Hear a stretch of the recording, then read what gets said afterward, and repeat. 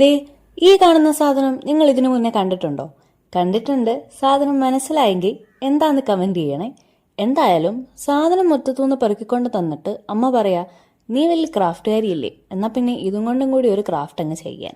ചെറിയ തട്ടിക്കൂട്ട് ക്രാഫ്റ്റ് ചെയ്യും എന്നല്ലാതെ ഇതിപ്പോ ഞാൻ ഇതും കൊണ്ട് എന്തുണ്ടാക്കാനാ? പക്ഷെ അമ്മ പറഞ്ഞ സ്ഥിതിക്ക് ഇനിയിപ്പോ ഇതും കൊണ്ടൊന്നും ഉണ്ടാക്കിയില്ലെങ്കിൽ അതൊരു നാണക്കേടല്ലേ?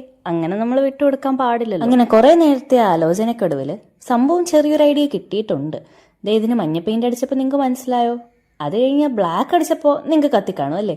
അതെ അതെ, തേനീച്ച തന്നെ. തേനീച്ച ഉണ്ടാക്കി കഴിഞ്ഞപ്പോൾ ഇതിന് എവിടെയാ സെറ്റ് ചെയ്യുക? തേനീച്ച ഉണ്ടാവണമെങ്കിൽ പൂക്കൾ വേണമല്ലോ, അങ്ങനെയല്ലേ? അപ്പോൾ കുറച്ച് പൂക്കളും കൂടി ബഡ്സ് വെച്ചിട്ട് ഉണ്ടാക്കിയിട്ടുണ്ട്. ഇനി ഇതെല്ലാം ഒരു പോട്ടിൽ സെറ്റ് ചെയ്തെടുക്കാമെന്ന് വിചാരിച്ചു. അങ്ങനെ ഒരു കുട്ടി പോട്ട് സെറ്റാക്കി അതിനകത്തേക്ക് എല്ലാം കൂടെ കുത്തി ഇറക്കി വെച്ചു. പിന്നെ നമ്മുടെ തേനീച്ചയും ഇതേപോലെ കമ്പിൽ കുത്തി വെച്ചിട്ടുണ്ട്. അപ്പോൾ സംഭവം എങ്ങനെയുണ്ട്? തേൻ കുടിക്കാൻ വന്ന തേനീച്ച പോലൊക്കെ ഇല്ലേ? അപ്പോൾ ഇന്നത്തെ ക്രാഫ്റ്റ് ഇഷ്ടപ്പെട്ടാൽ എൻ്റെ ചാനൽ ഒന്ന് സപ്പോർട്ട് ചെയ്യണേ. അപ്പോൾ ബൈ ബൈ.